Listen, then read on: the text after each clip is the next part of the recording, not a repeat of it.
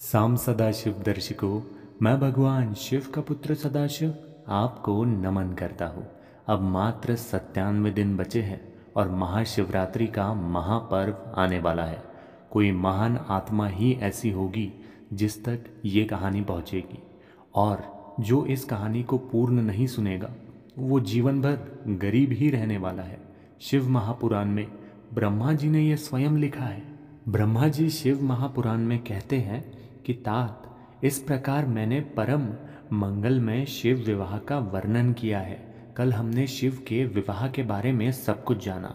ये शोकनाशक, आनंददायक तथा धन और आयु की वृद्धि करने वाला है।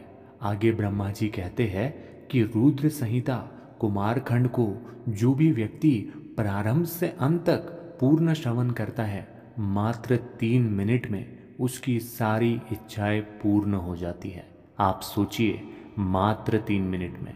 जो भी सच्चा शिव भक्त है उनसे मैं कहना चाहता हूँ कि माता पार्वती ने 3000 साल तप किया था, तब भगवान शिव उनसे प्रसन्न हुए थे और उन्होंने 3000 साल तप करके उस मंत्र को जागृत कर दिया था, जिस मंत्र को आज हम रुद्र संहिता के कुमारखंड में जानने वाले हैं। मात्र 3 मिनट अगर आप इस अध्याय का श्रवण करने के बाद में मात्र 3 मिनट भगवान शिव के उस मंत्र को सुन लेते हैं, जिसे माता पार्वती ने 3000 साल तप करके बहुत ही शक्तिशाली मंत्र बनाया है, जिसके शक्ति को उन्होंने जागृत किया है, उस मंत्र को अगर आप 3 मिनट सुन लेते हो तो आपके घर से गरीबी, दीनता, जो आपके घर में इतनी बड़ी बड़ी समस्याएं चल रही है, वो हमेशा के लिए दूर हो जाएगी। किसी व्यक्ति तक भगवान शिव का ये रुद्र संहिता कुमारखंड पहुंचना कोई साधारण बात नहीं है, क्योंकि जिस किसी भी व्यक्ति तक ये पहुंच रहा है ना, वो कोई महान आत्मा है। अब आप महान आत्मा हो तभी आप शिव महापुराण का श्रवण कर पा रहे हो, लेकिन अब मौका आपके पास में है कि आप उसे सिद्ध करो कि हाँ, मैं महान आत्मा हूँ। किसे सिद्ध करो? भगवान शिव के शिव महापुराण को, क्योंकि आप यहाँ आके खड़े हो, आपको बस इसका श्रवण करना है। आप रुद्र संहिता कुमारखंड, जिसे मैं आपको सुनाने जा रहा हूँ, आप बस इसे सुनो। मैं प्रतिदिन यहाँ आने वाला हूँ, क्योंकि अब से सिर्फ 97 दिन बचे और हर 97 दिन के हर एक दिन मैं आपको यहाँ पर भगवान शिव की कथा सुनाने जा रहा हूँ। आज की कथा गरीबी को दूर करने वाली कथा है। इस कथा का श्रवण आप अवश्य कीजिए। आप देखिए कि आपके परिवार में कितनी खुशियाँ आती हैं। तो हम रुद्र संहिता को प्रारंभ करते हैं, कुमारखंड को प्रारंभ करते हैं और अंत में हम उस मंत्र का भी जाप करने वाले हैं। तो अगर आप सचमुच भगवान शिव के सच्चे भक्त हो ना, तो इसे श्रवण कीजिए, और नहीं हो तो जाइए इसे यहीं पर छोड़ दीजिए और देखिए कि आप दरिद्र ही रहेंगे, आपकी कोई मनोकामना पूरी नहीं होंगी। लेकिन यहाँ तक अगर आप पहुँचे हो तो जिस देव के देव महादेव की इच्छा के बिना बड़े बड़े भगवान एक कदम नहीं चलते, उस भगवान की ये कहानी आप तक पहुँची है, तो आप इससे अंदाज़ा लगाइए कि आप कितने भाग्यशाली हैं। अगर सचमुच अपने आप को भाग्यशाली मानते हैं तो आप इस वीडियो को लाइक करके साम सदाशिव अर्पण अवश्य ही लिखेंगे। मैं जानता हूँ कि कुछ ही सच्चे शिव भक्त ऐसे होंगे जो इस कथा का, इस मंत्र का भी पूर्ण श्रवण करेंगे और अपने जीवन की दरिद्रता को भी दूर कर लेंगे। तो आइए प्रारंभ करते हैं। नारद जी ने ब्रह्मा जी से पूछा, हे ब्राह्मण, भगवान शंकर ने पार्वती से विवाह करने के पश्चात कैलाश जाकर क्या किया? उन परमात्मा शिव को किस प्रकार पुत्र उत्पन्न हुआ? तारकासुर वध किस प्रकार हुआ? ब्रह्मा जी ने कहा, अति उत्तम प्रश्न पूछा है आपने, और इस प्रश्न के उल्लेख को जो भी व्यक्ति पृथ्वीलोक से श्रवण कर लेगा वो कभी दरिद्र नहीं रहेगा। इस पर नारद जी ब्रह्मा जी से पूछते हैं कि आखिर ऐसा क्यों कि उसकी हर दरिद्रता मिट जाएगी? तो ब्रह्मा जी नारद जी से कहते हैं, क्योंकि इसी खंड में वो महामंत्र है जिसका 3000 साल तक माता पार्वती ने तप करके उस मंत्र की शक्तियों को जागृत किया था, और जो व्यक्ति इस खंड को पूर्ण श्रवण करके उसी मंत्र को मात्र 108 बार श्रवण कर लेता है तो उसका जीवन दरिद्रता से हमेशा के लिए दूर चला जाएगा। ये सुनकर ब्रह्मा जी आश्चर्यचकित हो गए। उन्होंने कहा, 3000 साल? ब्रह्मा जी ने कहा, बिल्कुल सही सुना नारद तुमने। 3000 साल तप करने के बाद में वो महामंत्र जागृत हुआ था। ब्रह्मा जी ने आगे कहा, शिवजी के कैलाश पहुँचते ही वहाँ महान उत्सव होने लगा। सब देवगण प्रसन्न होकर अपने अपने स्थानों को चले गए। इसके बाद भगवान शंभु पार्वती के साथ देवताओं के वर्ष परिमाण के अनुसार 1000 वर्ष तक विहार करते रहे। और कुमार कार्तिकेय की जन्म की कथा अब मैं तुम्हें सुनाता हूँ। ब्रह्मा जी ने कथा प्रसंग सुनाकर कुमार के गंगा से उत्पन्न होने तथा कृतिकादि 6 स्त्रियों के द्वारा उनके पाले जाने, उन 6 को संतुष्टि के लिए उनके 6 मुख धारण करने और कृतिकाओं के द्वारा पाले जाने के कारण उनका कार्तिकेय नाम होने की बात कही। तदंतर उनके शंकर गिरिजा की सेवा में लाए जाने की कथा सुनाई।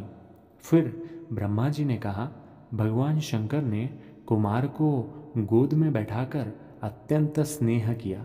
देवताओं ने उन्हें नाना प्रकार के पदार्थ, विद्याएं, शक्ति तथा अस्त्र शस्त्र प्रदान किए। पार्वती के हृदय में प्रेम समाप्त नहीं था। उन्होंने हर्षपूर्वक कुमार को उत्तम ऐश्वर्य प्रदान किया, साथ ही चिरंजीवी भी बना दिया। अब श्रवण करते हैं तारकासुर संग्राम।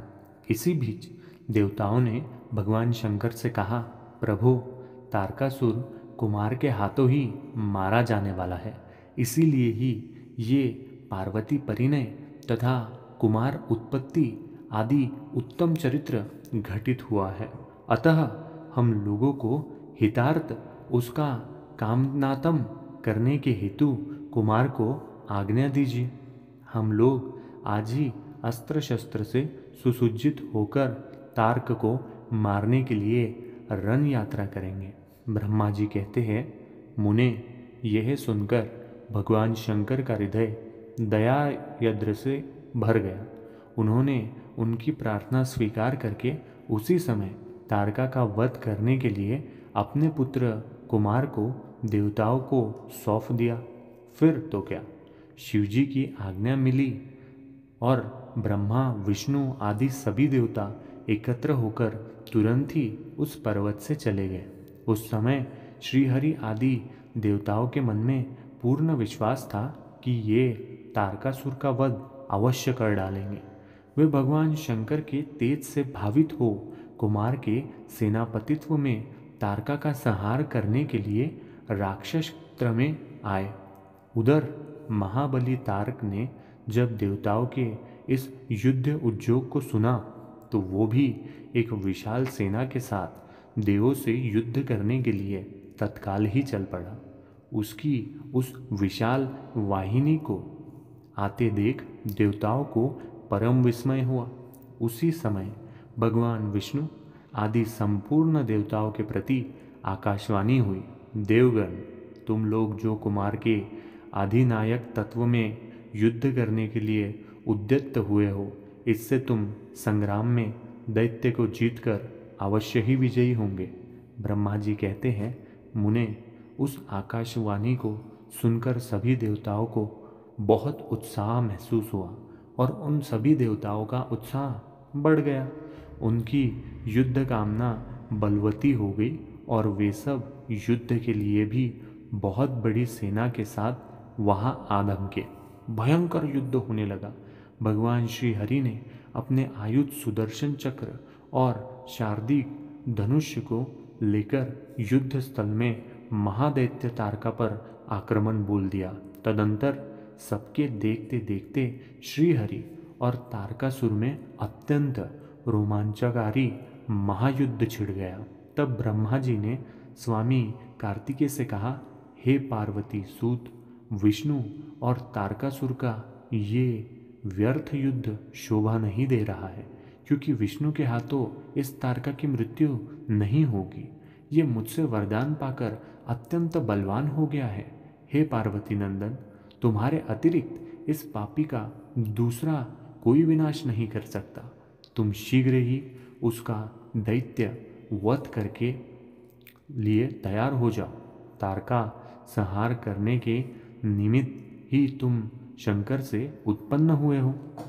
ब्रह्मा जी का ये वचन सुनकर कुमार कार्तिकेय ने प्रसन्नतापूर्वक तथास्तु ऐसा ही होगा कहा तथा वे युद्ध के लिए तत्पर हो गए। कुमार कार्तिकेय साथ तारकासुर का भयंकर युद्ध होने लगा। सबके देखते देखते कुमार के आघात से तारकासुर सहसा धाराशायी हो गया और उसके प्राण पखेरु उड़ गए। महाबली दैत्यराज तारक के मारे जाने पर सभी देवता खूब आनंदमय हो गए। उस समय भगवान शंकर भी कार्तिकेय की विजय का समाचार पाकर पार्वती जी के साथ प्रसन्नतापूर्वक वहाँ पधारे। स्नेह से युक्त पार्वती जी ने परम प्रेम पूर्वक अपने पुत्र कुमार को अपनी गोद में लेकर लाड़ प्यार करने लगी। उस समय वहाँ एक महान विजय उत्सव मनाया गया। देवताओं ने पुष्प वर्षा की। तत्पश्चात भगवान रुद्र जगत जननी भगवान के साथ अपने निवास स्थान कैलाश पर्वत को चले गए। इधर सभी देवताओं ने शंकर आनंद कुमार का स्तवत करते हुए निवेदन किया, हे कुमार, आपने असुरराज तारका को मारकर हम सबको तथा चराचर जगत को सुखी कर दिया। अब आप अपने माता पिता पार्वती और शंकर का दर्शन करने के लिए शिव के निवास स्थल कैलाश पर चलने की कृपा करें। तदंतर सभी देवताओं के साथ कुमार स्कंद शिवजी के समीप कैलाश पहुंच गए। वहाँ शिवा के साथ सबने बड़ा आनंद मनाया। देवताओं ने शिवजी की स्तुति की। शिवजी ने उन सबको वरदान तथा अभयदान देकर विदा कर दिया। आगे ब्रह्मा जी कहते हैं कि इसी प्रकार कार्तिकेय का जो जन्म था वो सिद्ध हुआ। और अब मैं तुम्हें सुनाने जा रहा हूँ भगवान गणपति के जन्म की कथा।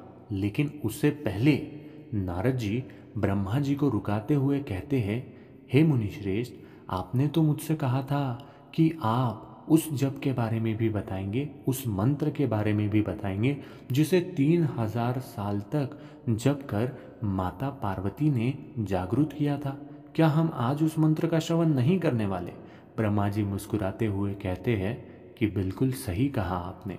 आज ही हम उस मंत्र का जाप करेंगे और जो व्यक्ति 108 बार पूरी श्रद्धा भाव से इस मंत्र का श्रवण कर लेगा वो कभी भी गरीब नहीं रहेगा।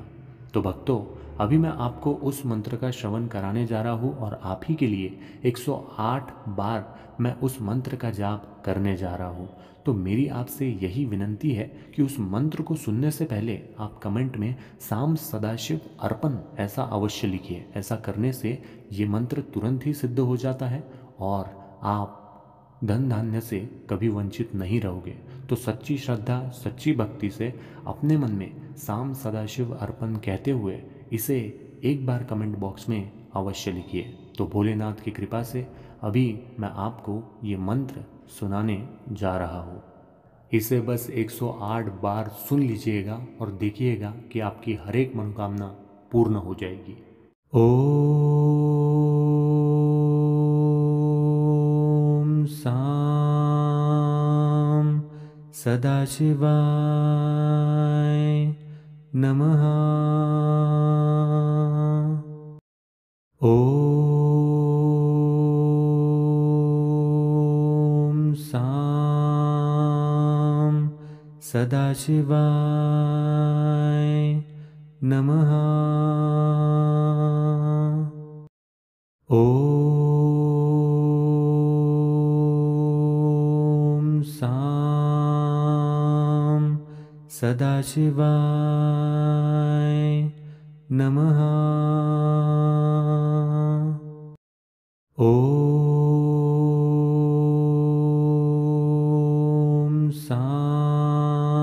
साम सदाशिवाय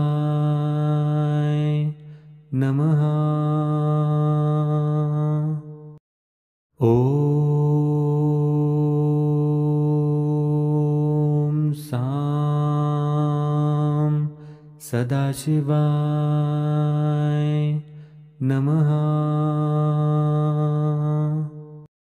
ओम साम सदाशिवाय नमः। ॐ सां सदाशिवाय नमः। ॐ सां सदाशिवाय नमः। ॐ सां सदाशिवाय नमः।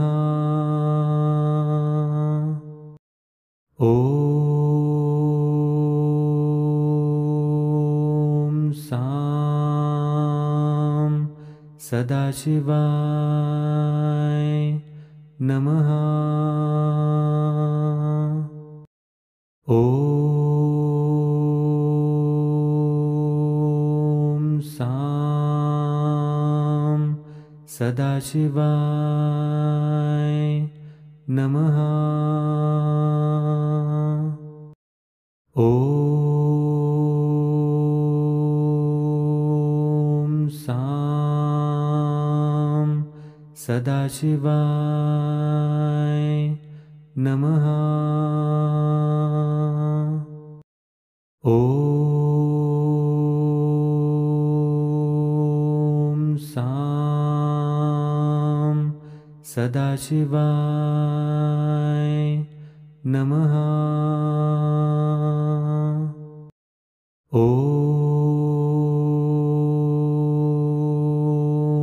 सां सदाशिवाय नमः। ॐ सां सदाशिवाय नमः। ॐ सां सदाशिवाय नमः। ॐ सां सदाशिवाय नमः। ॐ सां सदाशिवाय नमः। ॐ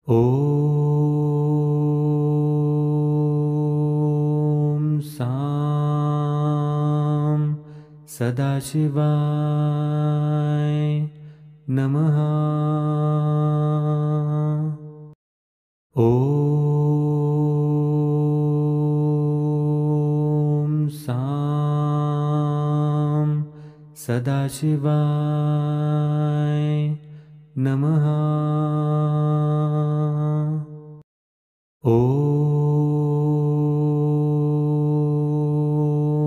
सां सदाशिवाय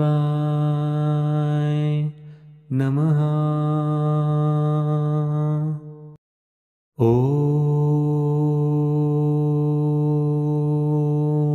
सां सदाशिवाय नमः। ॐ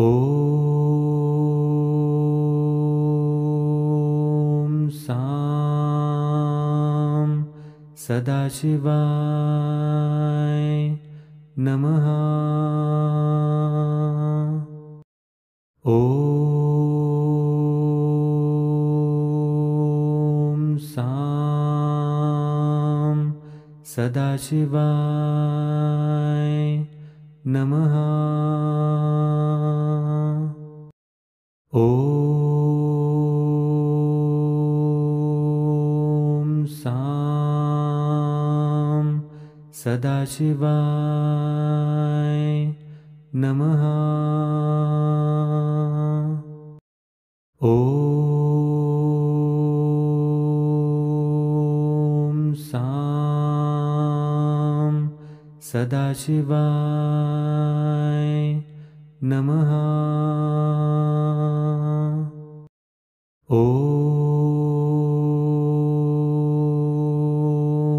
सां सदाशिवाय नमः। ॐ सां सदाशिवाय नमः। ॐ सां सदाशिवाय नमः। ॐ सां सदाशिवाय नमः। ॐ सां सदाशिवाय नमः। ॐ सां सदाशिवाय नमः। ॐ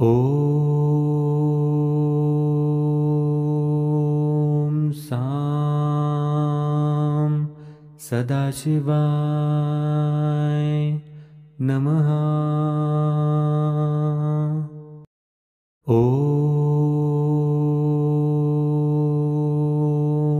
सां सदाशिवाय नमः। ॐ सां सदाशिवाय नमः। ॐ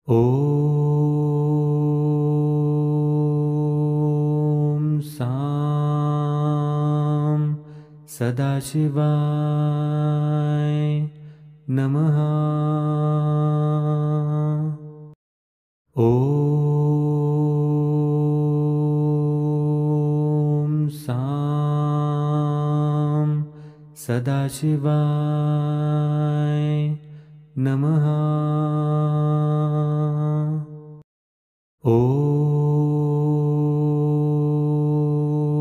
ॐ सां सदाशिवाय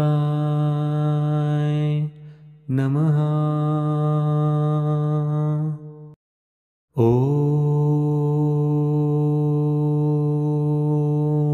सां सदाशिवाय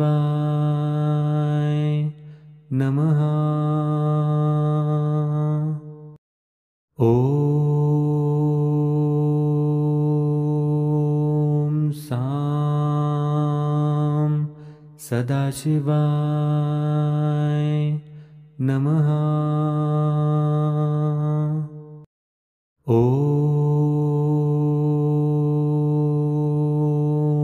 सां सदाशिवाय नमः। ॐ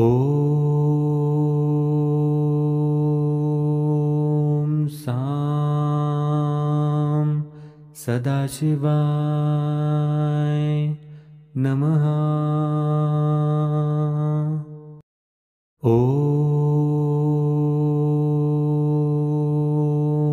सां सदाशिवाय नमः। ॐ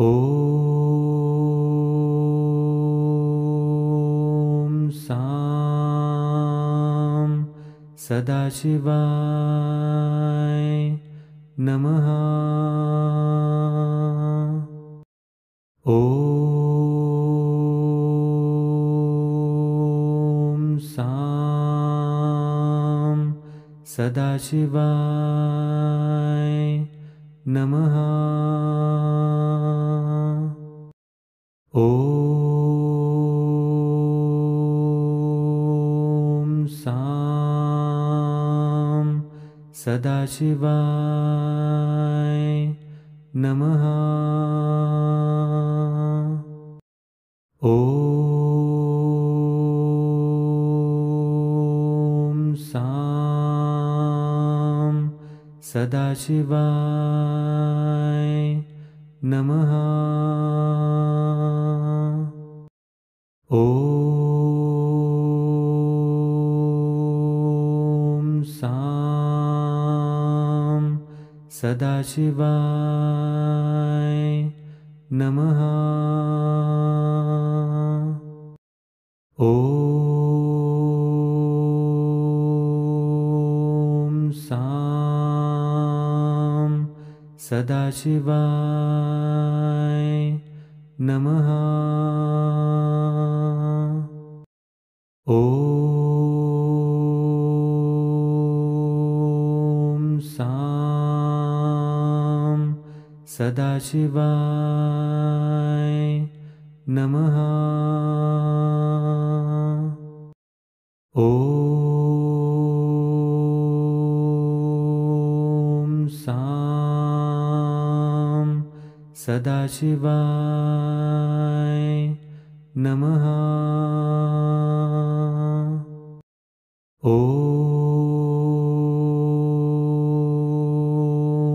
सां सदाशिवाय नमः। ॐ सां सदाशिवाय नमः। ॐ सां सदाशिवाय नमः। ॐ सां सदाशिवाय नमः। ॐ सां सदाशिवाय नमः।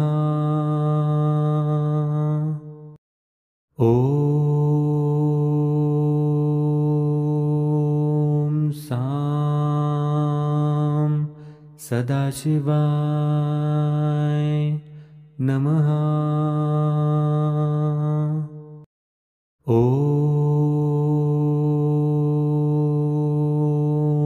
सां सदाशिवाय नमः।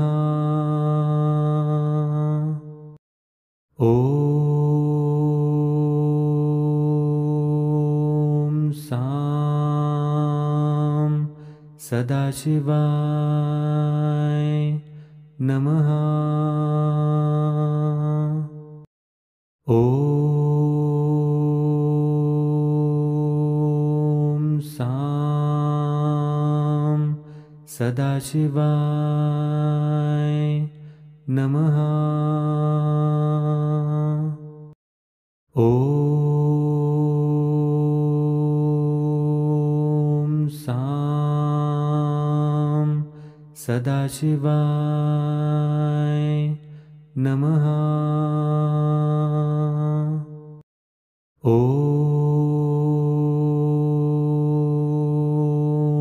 सां सदाशिवाय नमः। ॐ सां सदाशिवाय नमः। ॐ सां सदाशिवाय नमः। ॐ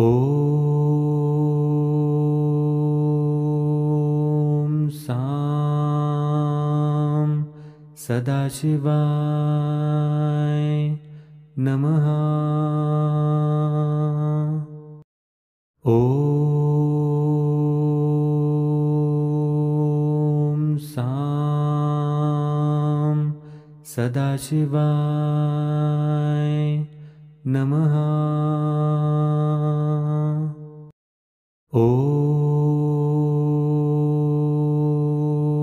ॐ सां सदाशिवाय नमः। ॐ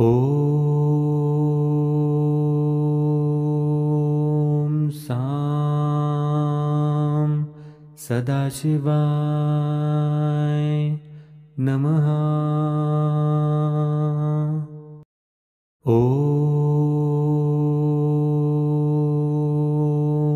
सां सदाशिवाय नमः। ॐ सां सदाशिवाय नमः। ॐ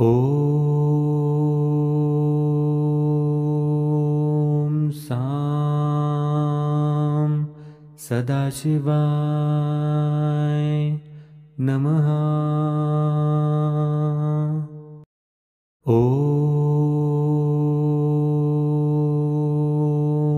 सां सदाशिवाय नमः। ॐ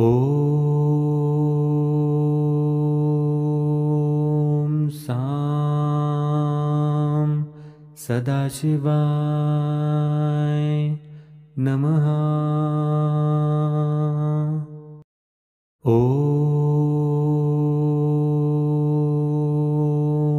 सां सदाशिवाय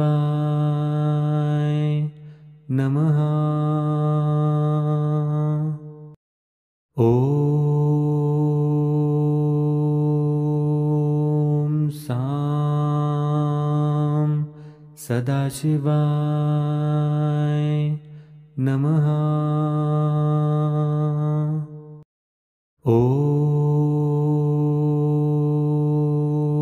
ॐ सां सदाशिवाय नमः। ॐ सां सदाशिवाय नमः। ॐ सां सदाशिवाय नमः। ॐ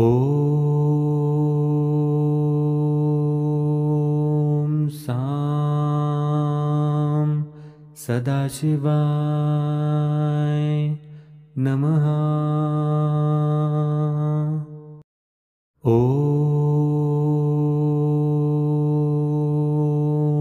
सां सदाशिवाय नमः। ॐ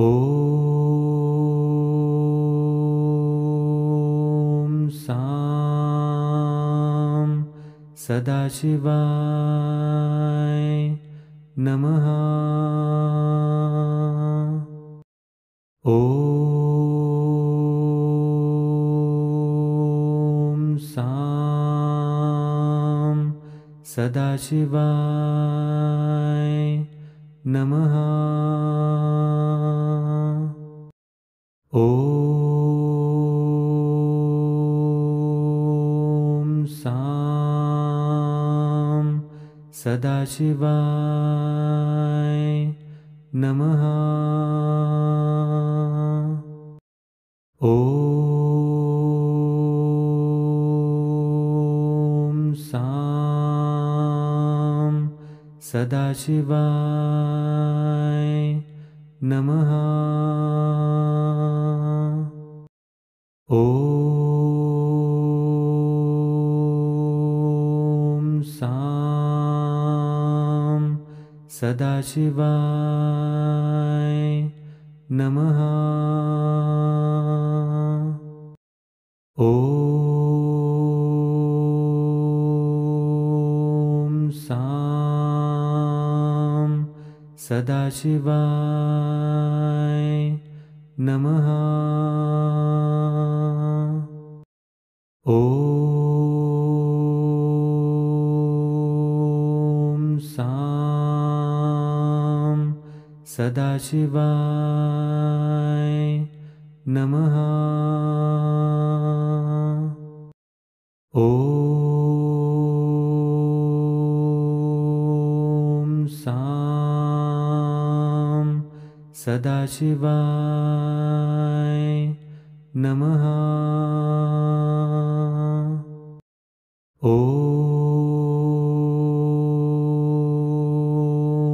सां सदाशिवाय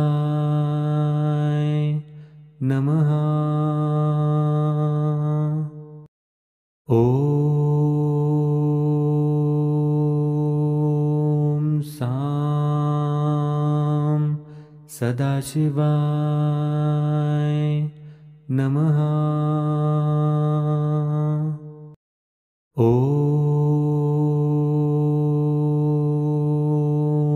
सां सदाशिवाय नमः। ॐ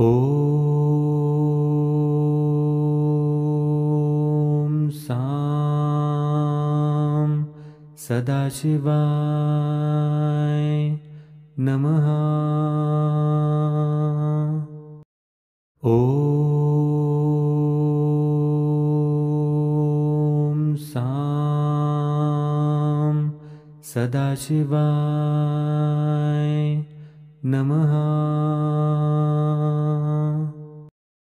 ॐ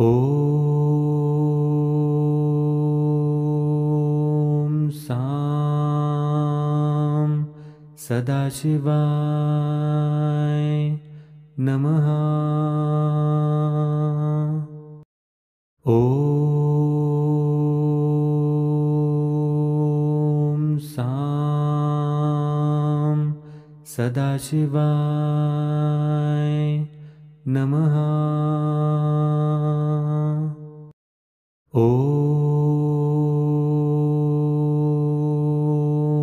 सां सदाशिवाय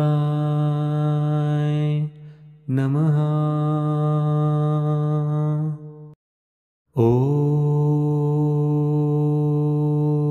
ॐ सां सदाशिवाय नमः। ॐ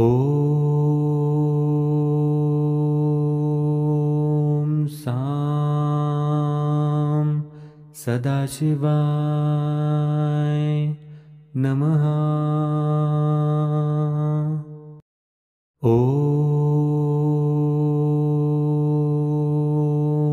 सां सदाशिवाय नमः। ॐ सां सदाशिवाय नमः। ॐ